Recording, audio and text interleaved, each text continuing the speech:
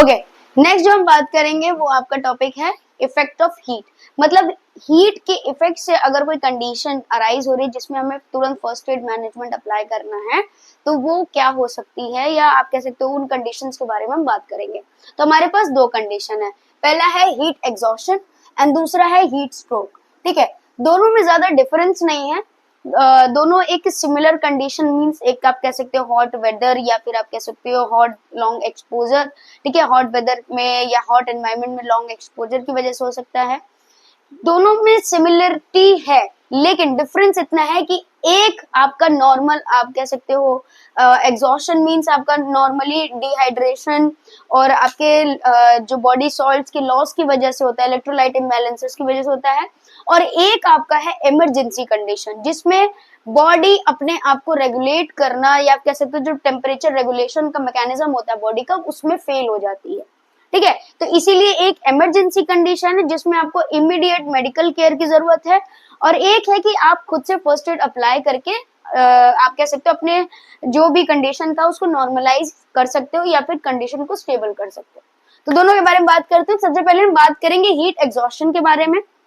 Exhaustion क्या है कि एक ऐसी कंडीशन है जिसमें पर्सन कांटेक्ट में आता है एक्सेसिव हॉट एनवायरनमेंट, जैसे आपका अभी गर्मी का आपका जो समर का टाइम चलता है। ठीक है, तो हॉट एनवायरनमेंट चलता रहता है तो रेगुलर उसमें आपका रहता है कांटेक्ट रहता है हॉट वेदर से। ठीक है, तो एक्सेसिव हॉट एनवायरनमेंट में जो पर्सन कांटेक्ट में रहता है उसकी वजह से क्या होता है, डिहाइड्रेशन अगर होती है, आपके सॉल्ट लॉस, आप सॉल्ट का या इलेक्ट्रोलाइट्स का लॉस होता रहता है। ठीक है, आपके स्वेटिंग के से या अगर आपको कोई इलनेस कंडीशन है, ठीक है, एक्सेसिव स्वेटिंग, ये सारी चीजें होती हैं।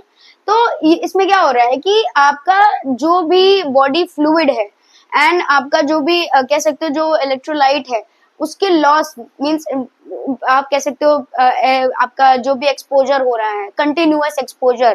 ठीक है, तो बॉडी कहीं ना कहीं आपकी डिहाइड्रेट हो रही है, तो उसकी वजह से जो कंडीशन अराइज हो रही है मतलब हीट की वजह से आप एग्जॉस्ट हो रहे हो, दैट इज हीट एग्जॉशन। ठीक है, तो हीट एग्जॉशन क्या happens when person comes in contact with excessive hot environment, जो कि चलता रहता है, मींस आप कह सकते हैं कंटिन्यूअस हॉट एनवायरनमेंट में। ठीक है, also known as heat collapse, इसको आप कह सकते हो हीट कोलैप्स। मतलब आप एक हॉट एनवायरनमेंट में एक लंबे टाइम तक हो, ठीक है, उसके बाद आपका बॉडी एग्जॉस्ट हो चुका है और अब वो कोलैप्स कर रहा है, इसको इसीलिए हीट कोलैप्स भी कहते हैं, जिसको हम सडन अनकॉन्शियसनेस कहते हैं। मतलब बॉडी अब और डील नहीं कर सकती है हीट को। ठीक है, तो ये होता है आपका हीट एग्जॉशन। कॉजेस क्या हो सकते हैं, हॉट वेदर हो सकता है या फिर लॉस ऑफ बॉडी फ्लूइड या सॉल्ट हो सकता है। हीट एग्जॉशन दो ही कंडीशन में होता है, जब आपका या तो हॉट वेदर में बहुत ज्यादा लंबे टाइम तक एक्सपोजर रहा हो या फिर बॉडी का जो fluid means dehydration and electrolyte imbalances, जैसे आपका डायरिया हो सकता है, वॉमिटिंग हो सकता है। ठीक है, इसकी वजह से आपका फ्लूइड एंड इलेक्ट्रोलाइट इम्बैलेंस होता है। ठीक है, तो साइलेंट सिम्टम्स हमें क्या देखने को मिलता है, तो आपको फेंटिंग देखने को मिलेगी, चक्कर आता है। ठीक है, एग्जॉशन जैसा आप फटीग्ड महसूस करोगे, बहुत थके थके से महसूस करोगे, एनर्जी बिल्कुल नहीं रहेगी मींस ड्रेन्ड एनर्जी रहेगी। ठीक है, पेलनेस आप देखोगे, डिजीनेस रहेगी। ठीक है, आपको थकान सी रहेगी। फास्ट एंड शैलो ब्रीदिंग, बहुत तेजी तेजी हल्की सांस लोगे, मतलब आप जैसे होता है ना डीप ब्रीदिंग आप ले रहे हो, वो नहीं होगा, आप बहुत तेजी तेजी और हल्की सांस लोगे। रैपिड आपका या फिर वीक पल्स, एक तो आपकी जो पल्स होगी वो तेज होगी और वीक होगी, मतलब इतना वॉल्यूम पता नहीं चलेगा, जल्दी जल्दी होगी लेकिन वीक होगी। ठीक है, लो टेम्परेचर रहेगा आपकी बॉडी का। ठीक है, बॉडी का टेम्परेचर एकदम ठंडा हो जाएगा और जिसकी वजह से हमें स्किन भी कोल्ड मिलेगी। अब फर्स्ट एड मैनेजमेंट हम क्या अप्लाई करेंगे, तो उसमें क्या करना है कि विक्टिम को आप किसी ठंडी जगह पर मूव कर दीजिए जिससे इंसान को रिलैक्सेशन मिले जो भी हीट एक्सपोजर था। ठीक है, ये फ्रेश एयर अप्लाई करिए। ठीक है, मींस उसको सप्लाई करिए फ्रेश एयर, वो थोड़ा सा इनहेल एक्सहेल करे, थोड़ा सा आपका जो भी रेस्पिरेशन का था लाइक एनर्जी ड्रेन हो रही है, ऑक्सीजन जो डिमांड चाहिए बॉडी को, ठीक है, वो कंप्लीट हो। उसके जो भी कपड़े हैं उसको लूज कर दीजिए ताकि वो इजिली ब्रीथ कर पाए। ऑफर करिए कूल वाटर या फिर फ्लूइड। ठीक है, ताकि जो भी हीट एग्जॉशन या आप कह सकते हीट इफेक्ट था वो नॉर्मलाइज हो। विथ सॉल्ट इसलिए बोला जाता है ताकि जो भी इलेक्ट्रोलाइट इम्बैलेंस हुआ था वो रिकवर हो डिहाइड्रेशन के साथ। ठीक है, you can give ORS solution जो बहुत बेस्ट होता है, क्योंकि आप ORS सॉल्यूशन खुद भी बना सकते हो। ठीक है, घर पर।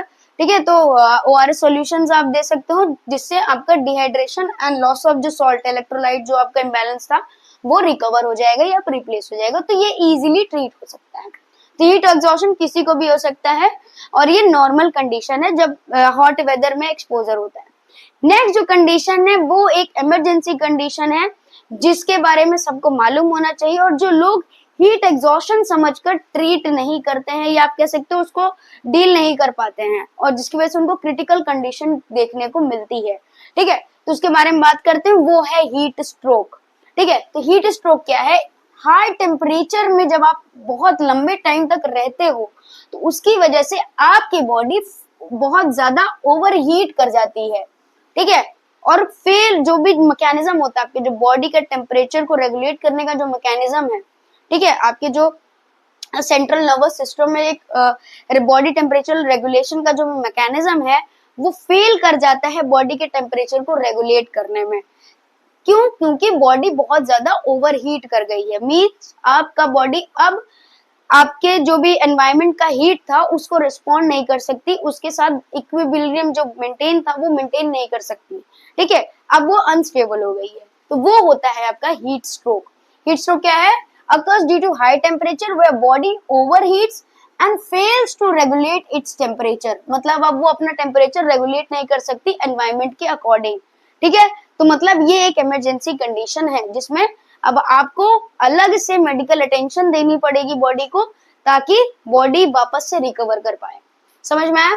ये कॉजेस क्या क्या हो सकते हैं? Prolonged exposure to high temperature, बहुत हाई टेम्परेचर पे आप बहुत लंबे समय तक हो। ठीक है, एक्सेसिव अल्कोहल कंजप्शन से होता है। क्यों? क्योंकि बॉडी बहुत ज्यादा हीट रिलीज करती है।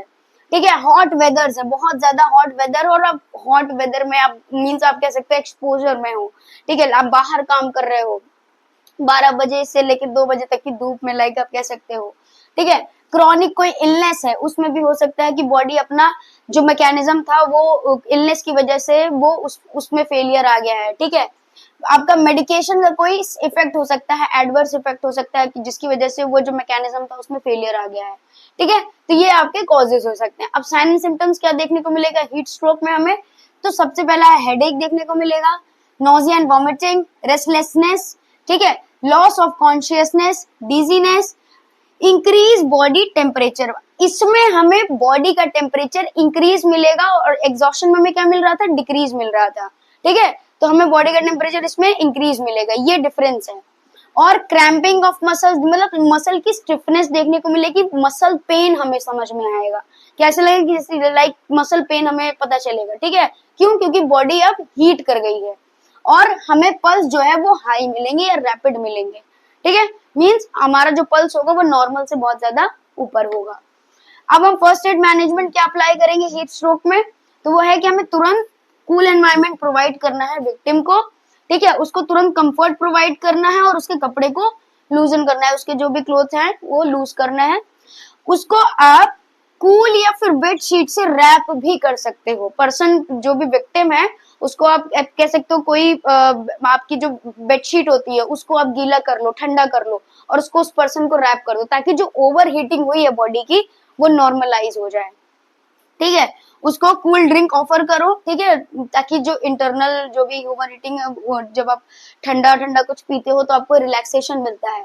ठीक है, avoid sudden exposure to weather, तुरंत फिर से एक्सपोजर अवॉइड करें ताकि जो भी बॉडी का ओवरहीट था नॉर्मलाइज होने के बाद वापस से ना कंडीशन अराइज हो। और अगर आपको लगता है कि सीवियर कंडीशन है तुरंत ट्रांसपोर्ट करिए मेडिकल के हेल्प के लिए। ठीक है, तुरंत आप मेडिकल हेल्प लीजिए।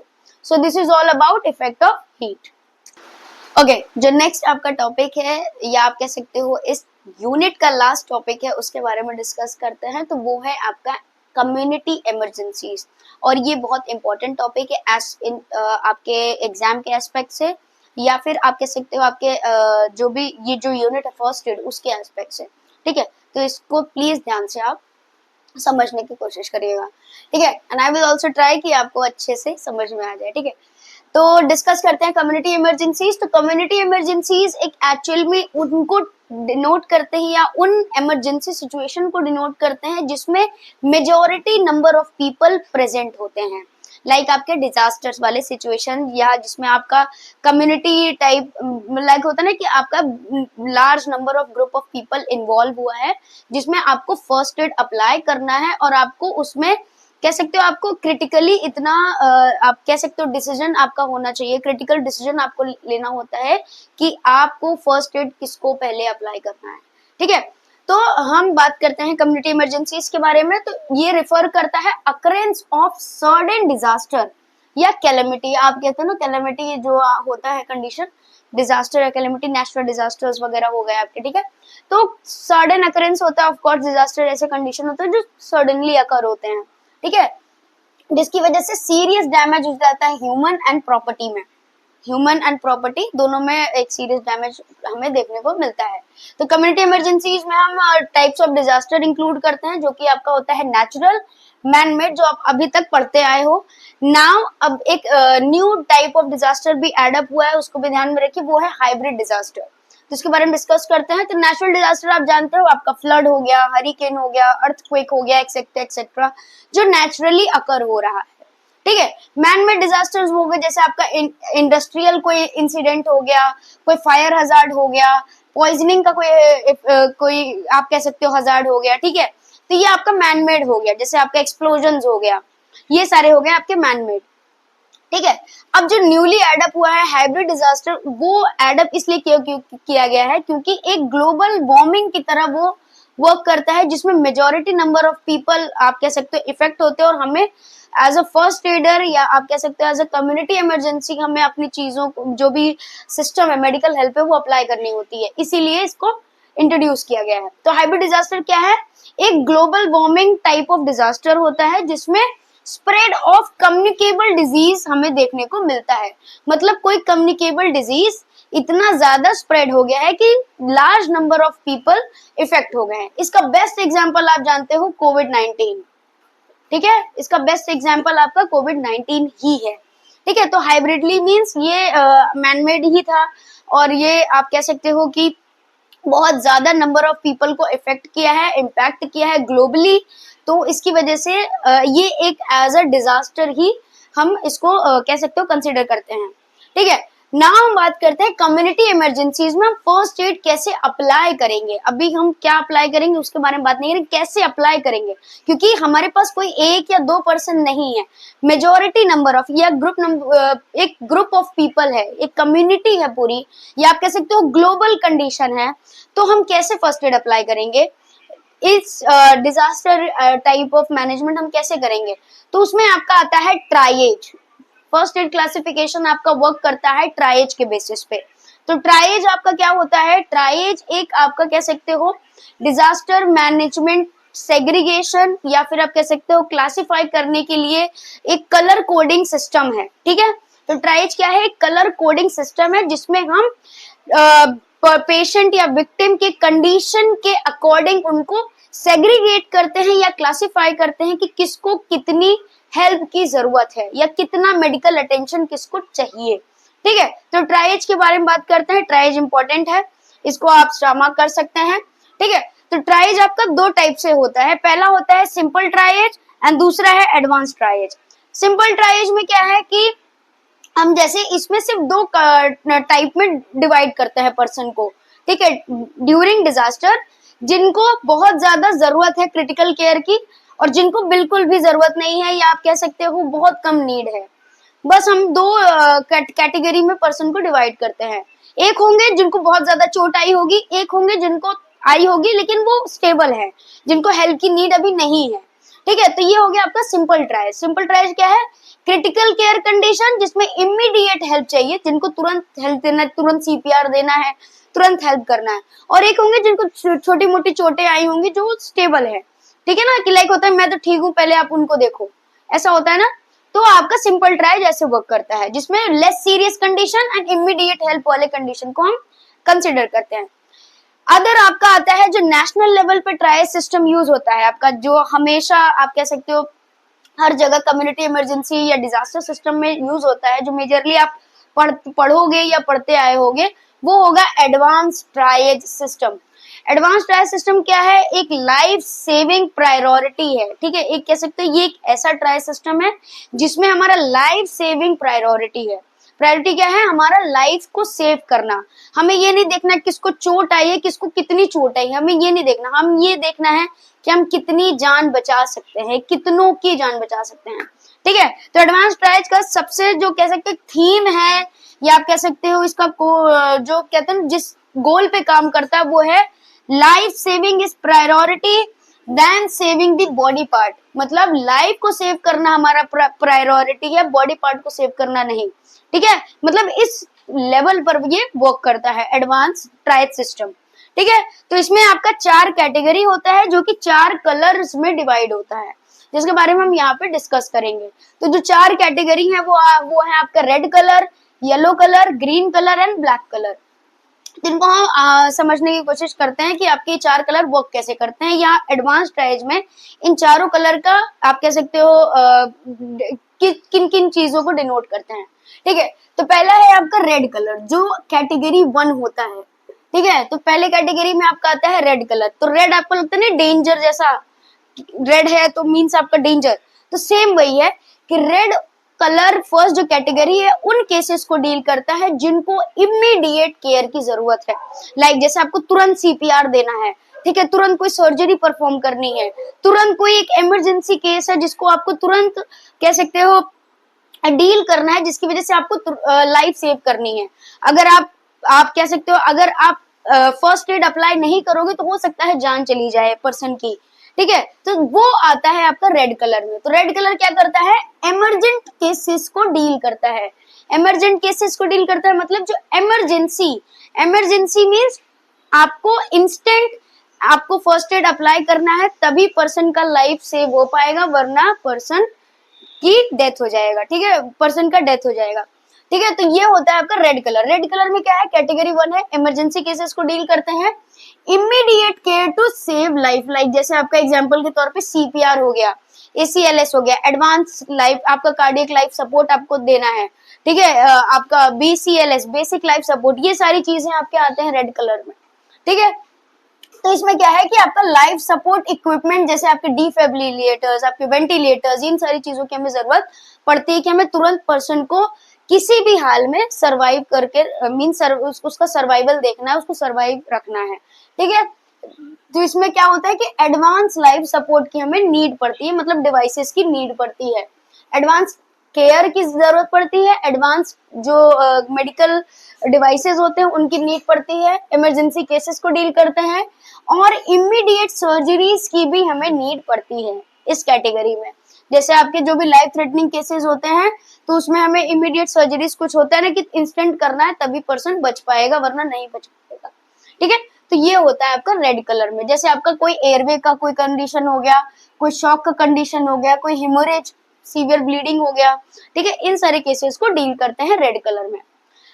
अब आता है नेक्स्ट आपका येलो कलर, जिसके बारे में हम बात करते हैं, तो वो होता है आपका कैटेगरी 2। ठीक है, कैटेगरी 2 में हम डील करते हैं अर्जेंट केसेस को। अर्जेंट केसेस मतलब ये इमरजेंसी से थोड़े से नीचे है, मतलब इनको भी इंस्टेंट फर्स्ट एड की नीड है, लेकिन इनको हम थोड़ी देर होल्ड करके रख सकते हैं, और ये मीन्स होता है कि हाँ अभी चांसेस हैं, जिनको हम कह सकते हैं ना कि विद इन 2 आवर्स में हम इनको डील कर सकते हैं, तो वो सरवाइव कर जाएंगे। वो होता है आपका येलो कलर का कंडीशन या कैटेगरी में। तो सेकंड कैटेगरी में अर्जेंट केसेस को डील करते हैं, जिसमें सीरियसली इंजर्ड जो विक्टिम्स होते हैं या आप कह सकते हो पर्सन होते हैं, उनको हम ट्रीट करते हैं, जिनका लाइफ थ्रेटनिंग कंडीशन ऐसा नहीं है। मतलब ऐसा नहीं कि वो आप कह सकते हो जिनको देख के नहीं लगता कि अरे ये तो अगर इनको अभी तुरंत केयर नहीं दिया तो इनकी डेथ पॉसिबल है, ऐसा नहीं होता है। वो रेड कलर में होता है, अगर केयर नहीं किया तो डेथ पॉसिबल है। लेकिन येलो में है कि अगर हम केयर की बहुत नीड है लेकिन डेथ की पॉसिबिलिटी कम है। ठीक है, जिनको हम अप टू 2 आवर्स तक, मेनली आप टाइम हमेशा हम याद रखिएगा, टाइम का वाइवा वगैरह में पूछा जाता है, तो अप टू मतलब हम 2 आवर्स तक पर्सन को आप कह सकते हो विदाउट केयर रख सकते हैं। मतलब हम 2 आवर्स के बाद अगर मतलब 2 आवर्स की लिमिट के रेंज में अगर हम उनको डील करते हैं तो वो सरवाइव कर जाएंगे। ठीक है, इनको हम ऑब्जर्वेशन में रखते हैं। येलो में चीज याद रखिएगा कि हमें इसमें ऑब्जर्वेशन की जरूरत पड़ती है, मतलब पेशेंट को हम ऑब्जर्व करते रहते हैं टाइम टू टाइम। मतलब हो सकता है कि अचानक से उनकी कोई ऐसी कंडीशन आ जाए जिसकी वजह से वो सीवियर हो जाए या क्रिटिकल हो जाए, वो हो सकता है रेड कैटेगरी में शिफ्ट हो जाए। लाइक हो सकता है ना कि कोई कंडीशन ऐसी अराइज हो गई जिसकी वजह से वो अब उनकी लाइफ थ्रेटन हो रही है या अब उनकी लाइफ सेव करना मुश्किल है।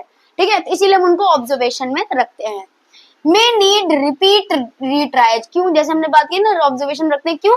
क्योंकि इनको रीट्राइज या री फर्स्ट एड की जरूरत पड़ सकती है, या आप कह सकते हो इनको एडवांस लाइफ सपोर्ट की जरूरत पड़ सकती है। कि अगर हम इनको अप टू 2 आवर्स में डील नहीं करते हैं तो ये ज्यादा सीवियर हो जाएंगे। नेक्स्ट हम बात करते हैं आपका, जो इनसे नीचे आते हैं आपके, जो कैटेगरी को हम रखते हैं वो होती है थर्ड, और वो होता है आपका ग्रीन कलर। तो थर्ड कैटेगरी में क्या है? नॉन अर्जेंट केसेस को हम डील करते हैं, मतलब इतने भी अर्जेंट नहीं है, जिनको हम 2 घंटे बाद भी अगर हम इनको केयर प्रोवाइड करें या डील करें तो कोई प्रॉब्लम नहीं है, वो सेव रहेंगे। मीन्स उनकी लाइफ, हमारा जो प्रायोरिटी था वो सेव रहेगा। मीन्स उनकी लाइफ को कोई थ्रेटनिंग या कह सकते हो कोई ऐसी लाइफ को उनके लाइफ को कोई हार्म नहीं है। ठीक है, तो नॉन अर्जेंट केसेस को हम देखते हैं, इसमें कोई ऑब्जर्वेशन की हमें नीड नहीं पड़ती है। ठीक है, मिनिमम केयर की जरूरत पड़ती है इनको, या फिर मिनिमम हेल्प की रिक्वायरमेंट होती है इनको। Can be delayed up to more than 2 hours, जैसे हमने बात करी कि 2 घंटे बाद भी हम इनको देख सकते हैं। ठीक है, माइनर इंजरी, जैसे उनका फ्रैक्चर हो रखा है, स्प्रेन है, स्ट्रेन है, कोई इंजरी हो रखी है।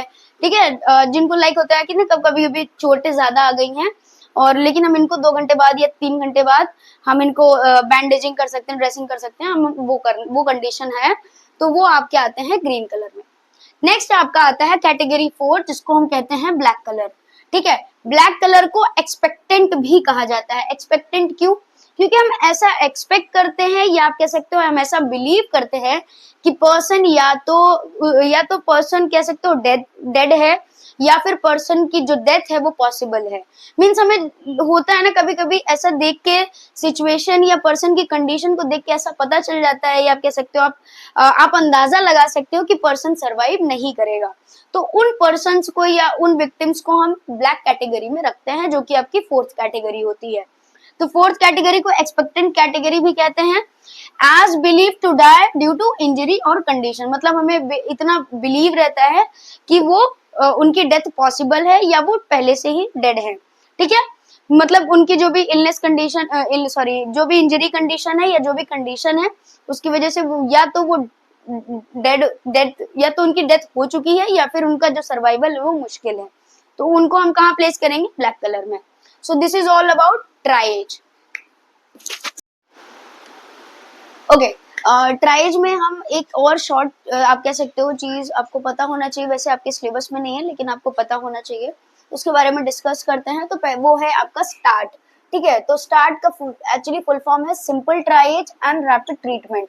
ठीक है, तो ये एक कह सकते हो कि ऐसा प्रोसेस है, या आप कह सकते हो ऐसा मेथड है, जिसमें हम जो नॉर्मल पर्सन है, जैसे कोई डिजास्टर हो रहा है, ठीक है, तो उसमें कुछ तो पर्सन नॉर्मल होंगे ना, तो उनको हम ट्रेन करते हैं कि वो हमें हेल्प करें, हम या फिर आप कह सकते हो मेडिकल पर्सनल्स को हेल्प करें, ताकि हम पर्सन की लाइफ को इजीली सेव कर पाएं और उनको इजीली मेडिकल केयर दे पाएं। ठीक है, तो स्टार्ट क्या है? एक simple triage and rapid treatment method है, जिसमें हम नॉर्मल पीपल को ट्रेन करते हैं ताकि वो हमें हेल्प करें, या फिर जो आप कह सकते हो मेडिकल टीम को हेल्प करें, ताकि जो भी विक्टिम है या फिर जो भी इंजर्ड पेशेंट्स हैं, विक्टिम्स हैं, पर्सन्स हैं, उनको आप कह सकते हो इजीली, लाइक होता है ना कि अब 10 कह सकते हो लाइक अगर 10 पर्सन की मेडिकल टीम है और डिजास्टर इतना लाइक अब डिजास्टर अब नंबर ऑफ पीपल ज्यादा है, ठीक है, तो हम नॉर्मल पर्सन की हेल्प ले सकते हैं ना, कि हम ताकि जो भी इंजर्ड है उनको केयर दे सकें। ठीक है,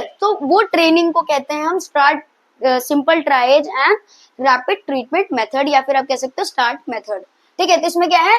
use to train normal people to achieve help in emergency condition. जैसे आपको होता है ना कि अगर आपको किसी को हेल्प करनी तो आप और भी लोगों को आप बुलाते हो और उनसे हेल्प लेते हो, ताकि आप उस इंजर्ड पर्सन को हेल्प करो, तो वही चेन है। ठीक है, तो इसमें क्या होता है कि हम पर्सन को ट्रेन करते हैं, या जो नॉर्मल पर्सन को ट्रेन क्या करते हैं कि विक्टिम को 4 कैटेगरी में डिवाइड कर दो। बस हम उनको इतना ही ट्रेन करते हैं कि विक्टिम या फिर जो आपको इंजर्ड दिख रहे हैं, डिजास्टर में जो भी अफेक्टेड दिख रहे हैं, उनको बस 4 कैटेगरी में आपको डिवाइड करना है। तो उनको हम क्या क्या ट्रेन करते हैं कि 4 कैटेगरी में डिवाइड कर दो। वो कैटेगरीज कौन सी हैं? 0, 1, 2 एंड 3 में। तो 0 में हम क्या डिवाइड करते हैं? जिनको हेल्प की नीड नहीं है, ठीक है, जो नॉर्मल है उनको आप अलग कर दीजिए, ठीक है। जिनको इमीडिएट हेल्प की नीड है उनको 1 में रखिए। जिनको कह सकते हो कि हेल्प की नीड है लेकिन अभी उनको हम बाद में हॉस्पिटल शिफ्ट करेंगे, लेकिन अभी जो ज्यादा इमीडिएट है पहले उनको करेंगे, ठीक है। तो वो होते हैं आपके दूसरे वाले कि जिनको हम थोड़ा सा टाइम दे सकते हैं। और तीसरा उनको जिनको माइनर डैमेज हुआ है या जिनको अभी हेल्प की नीड नहीं है, ठीक है। तो ये आपको उनको ट्रेन करना है कि ऐसे कैटेगराइज कर दीजिए विक्टिम को। So this is all about start method, या फिर आप कह सकते हो जो ट्रायज में हम यूज करते हैं। नेक्स्ट आपका जो एंड में आता है कम्युनिटी इमरजेंसीज में रोल ऑफ नर्स, कि नर्स का क्या रोल है अगर कम्युनिटी इमरजेंसी अराइज होती है। तो आपका है डिजास्टर प्रिपेयर्डनेस। डिजास्टर प्रिपेयर्डनेस का मतलब है कि जो भी डिजास्टर हुआ है उसके लिए आप प्रिपेयर कितना हो, या आपके पास क्या अवेलेबिलिटी है कि आप उस चीज को कैसे डील करोगे, वो होता है आपका डिजास्टर प्रिपेयर्डनेस। देन नेक्स्ट है आपका रिस्क असेसमेंट। रिस्क असेसमेंट मतलब नर्स का ये रोल होता है कि जो भी कंडीशन अराइज हुई है या जो भी होने वाली, लाइक कभी कभी होता है कि अर्थक्वेक है, कि तो अब आपको उस रिस्क का लाइक रिस्क फैक्टर्स होंगे ना कि हाँ ये हो सकता है। मान लीजिए फ्लड आया, तो आपको अब मालूम है कि फ्लड की वजह से कम्युनिकेबल डिजीजेस बहुत तेजी से फैलेंगी, जैसे आपका टाइफाइड हो गया, आपका डेंगू हो गया, मलेरिया हो गया, ठीक है। तो ये आपको रिस्क असेस करना है कि कौन कौन सी चीजें अब अराइज होंगी।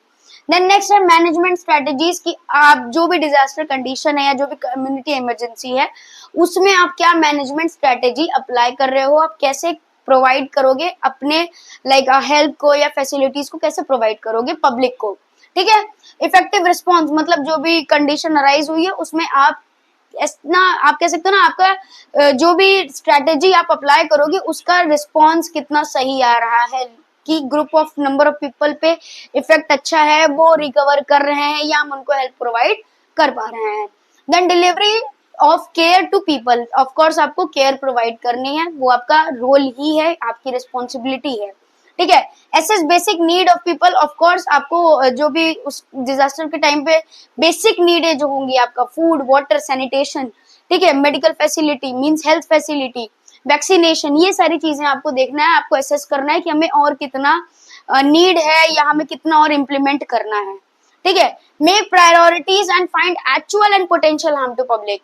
अब हमें प्रायोरिटीज बनाने हैं या आप कह सकते हो जो भी कंडीशन अराइज हुई उसके अकॉर्डिंग हमें चीजें देखनी है कि एक्चुअल में कितने लोगों को हार्म पहुंचा है, या अब या फिर अब आगे जैसे हमने बोला ना कि रिस्क असेस कर रहे हैं, तो अब पोटेंशियली कितना हार्म पहुंचने वाला है पब्लिक को या ग्रुप ऑफ पीपल को, कम्युनिटी में कितना रिस्क है, वो सारी चीजें हमें आप कह सकते हो एसेस करनी है, फिर उसके अकॉर्डिंग प्रायोरिटीज सेट करनी है।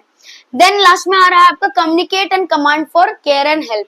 इसमें क्या है कि आपको जो भी लाइक होता है ना कम्युनिटी में, तो आपको of course group of number जो भी पीपल है, ठीक है, कम्युनिटी जो है उनसे आपको कम्युनिकेट करना है, आपको उनको एजुकेट करना है, अवेयर करना है चीजों के बारे में, और उनको आप केयर एंड हेल्प रिगार्डिंग सारी चीजें आप जैसे ही आप उनको कम्युनिकेट करोगे या आप कमांड करोगे तो वो आप कह सकते हो ना जैसे आप अवेयर करोगे तो खुद से भी वो एफर्ट करेंगे, तो आपके लिए ईज होगा लोगों को ट्रीट करने में या केयर प्रोवाइड करने में, ठीक है। तो ये सारा चीज आपका इंक्लूड होता है कम्युनिटी इमरजेंसीज में, जो कि आपका इंपॉर्टेंट टॉपिक था, ठीक है। तो यूनिट नंबर 14 आज के इस वीडियो में खत्म होती है। हमने सारे टॉपिक्स कवर कर दिए हैं। अगर कोई टॉपिक रह गया हो तो आप कमेंट सेक्शन में बता सकते हो, और आपके जो भी नोट्स है वैसे जितना भी लिखा जाता है बोर्ड पर वो आपके लिए एफिशिएंट है, फिर भी अगर आपको नोट का नीड है तो आपको नोट्स मिल जाएंगे टेलीग्राम चैनल पे, तो उसको आप इजीली ज्वाइन कर लीजिए, सारे नोट्स अवेलेबल हैं। एंड मिलते हैं नेक्स्ट यूनिट के साथ नए वीडियो में, तब तक के लिए गुड बाय।